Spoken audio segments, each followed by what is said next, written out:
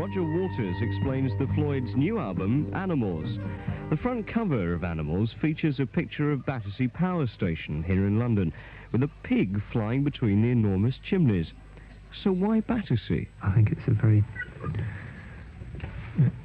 nice building. It's very doomy and inhuman. It's a very doomy picture as well, isn't it? Yes. Very sort of depressing, oppressive. Yes. Is that the general atmosphere that you wanted to convey for the album, or was it just a... Yes. Yes. I mean, I quite like the very crude symbolism of Battersea Power Station anyway. I like the four phallic towers and the idea of power. I find rather appealing in a strange way. But why the pig between the phalluses? Well, that came up because of that little song about, that's the flaw, the pig, the flying pig.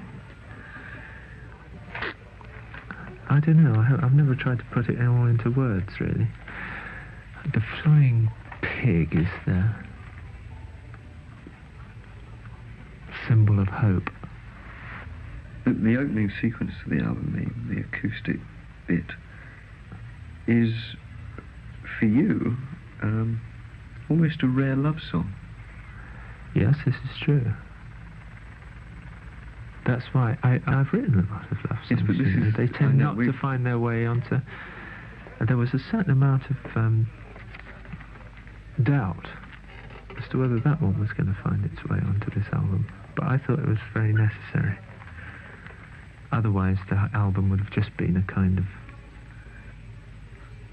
scream, of rage. But it is a very direct love song, I mean, for you. Yes. Well, I'm in love.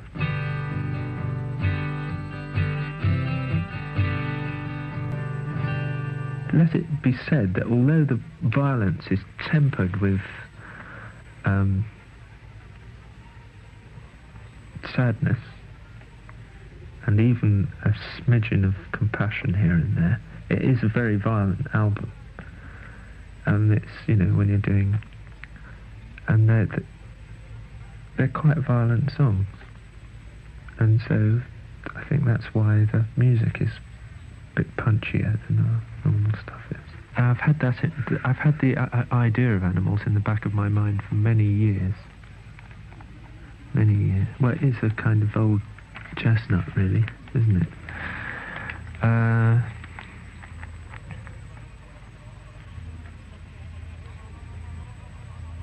Just sometime during the middle of the recording, it seemed like the right thing to tie it all together. And it gave me the lead to rewrite the lyrics to Sheep, Raving and Drooling, and turn it into Sheep. Because Raving and Drooling was just another shout, but it was a rather incoherent shout of abuse. In a way that Pigs is a fairly...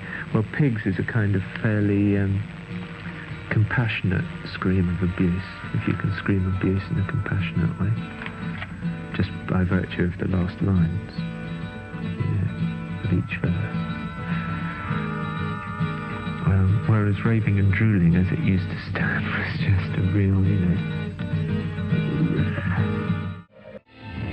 Side 2 of Animals starts off with a track called Pigs, 3 different ones, and one of the verses mentions anti-pornography campaigner Mary Whitehouse. I kept throwing that verse about Mary Whitehouse away. I've been throwing that verse away for about 18 months, but I never managed to write anything else, and I kept coming back to it and changing it a bit, and it worried me a lot all the time, because I thought, really, she doesn't really merit it. She doesn't really merit mention, except that in a way she does, and I think, the reason maybe that I didn't want to do it, use it, even though I'd written it. I obviously did want to do it, otherwise I'd have never written it in the first place, but the worries that I had about it. I was going to say that I didn't think that she really merited the attention. The attention. No, well, she doesn't really merit the attention, but, you know, she is really a cry.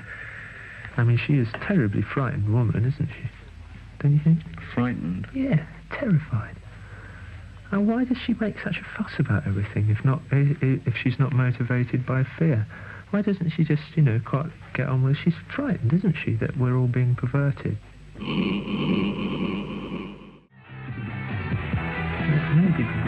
Actually, yes, maybe you're right. Maybe certainly the lyrics are easier to understand.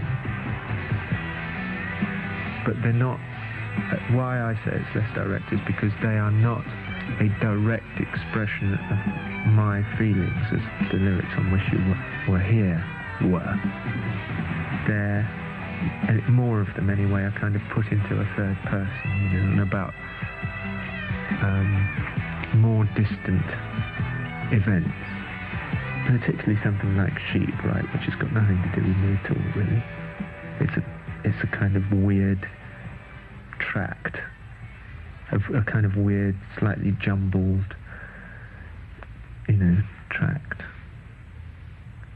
It's a kind of admonition and a warning, but it's not really, you know, because it's so confused.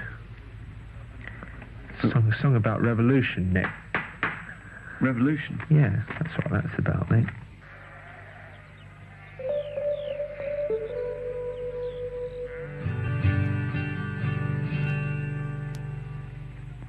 Well, you certainly, with this album, lost your space cadet image. Oh no, we'll never lose that. People will think that this is about outer space. I mean, people thought, I know it was a bit confusing because it was called The Dark Side of the Moon, but if anybody can think Dark Side of the Moon is a space cadet album, they'll think anything is. I mean, you couldn't hope to find an album that was more earthly. Could you, really? Mm. Except for that one phrase, you know, I'll see you on the dark side of the moon. It's all not terribly, but very down to earth. One of the things that's come out all the way through this thing is that you have this great ability, I use the word bastardize, and you disagree with that, to change lyrics to suit. It's one of great abilities that you have to change things. And the concept of the album, I mean, the sound of the album is certainly a lot different from anything else that you've ever done. Is this something that happens in the studio? That, you know, the raunchy aspect of it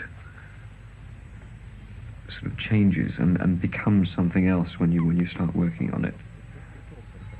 Do you see what I mean? That it no, assumes its shape. Certainly not for Dogs. It was very clear what Dogs was going to be like, except for the middle section, you know, with the synthesizers and the dogs through the vocoder in it, you know, that bit in the middle of Dogs.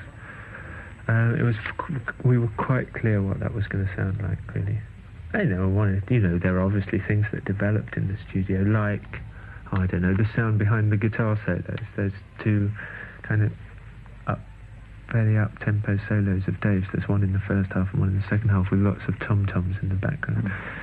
You know, those sounds developed while we were recording it, but basically we knew what the arrangement was going to be, more or less, anyway, and we knew what it was going to sound like before we started, because we'd been doing it live with slightly different words and in a shorter form than it is now for a long time. And the same with Sheep. Pigs had never been done before, right? And that did change a lot, because when we started recording it was only, you know, a song sung to a strummed acoustic guitar, so that grew a lot in the recording. Okay, finally. But obviously when something is called Pigs, you know, and it's got a big oink on the beginning of it. It's gonna, you know, that, and when the lyrics are like they are, and it has to sound kind of like it does. You can't, you know. So go on, carry on. Right, I was just going to ask finally, I know it's probably a little early to look to the future. I know you're a band that does look to the future. This tour that is being planned is getting terribly complicated. Yes. That's right. The album has, I think, been a complicated process to get that right. Yes. What do you see yourselves doing? It's a very trite question. But what do you see yourselves doing in the future? Because the Pink Floyd gig machine is becoming enormous. The process of recording is becoming more and It's more not. complicated. The gig machine hasn't grown measurably in the last 2 or 3 years. Since we started using movies, which was, 3 years ago? 4 years ago? Something like that. That was the last major thing. We use, in the quad stations, we now carry a greater weight with us, simply because what we were taking before was inadequate. Yes, but the degree of sound sophistication hasn't changed in the last 4 or 5 years. It really hasn't. Key packs. Well, yes, but I mean that's, you know, what's a few key paxes? Yes, but I mean, what can We've always, yes, it's true. We've always been like that. We have always tried, within our means,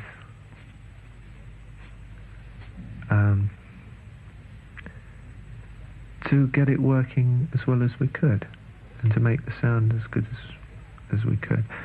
And we failed lamentably on many occasions.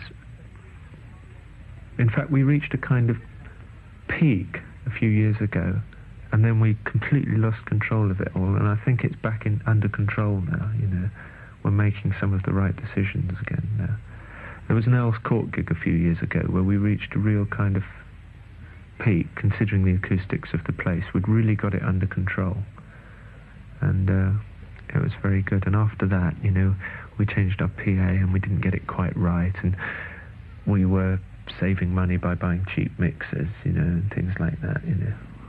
We were kind of buying, you know, 36-channel quadraphonic mixers for 1,500 quid, which is just silly, because of course the thing's going to fall to pieces and be endless trouble. But, you know, that's all we could afford at the time. Are you looking forward to going on the road? Because the last tour you said before was not... No, the last tour was absolutely appalling. This one's going to be much better. Yes, I'm quite excited. Definitely I'm excited about the first 10 days or so. I don't know about the rest of it. But there are quite large gaps in between the gigs. We're not working all the time. So that's the great danger, really, is, you know, that you're booked into 50 cities, albeit over a very long period of time, and after the first 10, you know, it's like, oh dear, you know, not again. But I think the show is new enough, and with the new film, you know, that the film looks going to be very good this time. That's the Charles Skull thing. Yeah. And the pig might provide a diversion from time to time. The Pink Floyd Story, a Capital Radio production. Copyright 1977.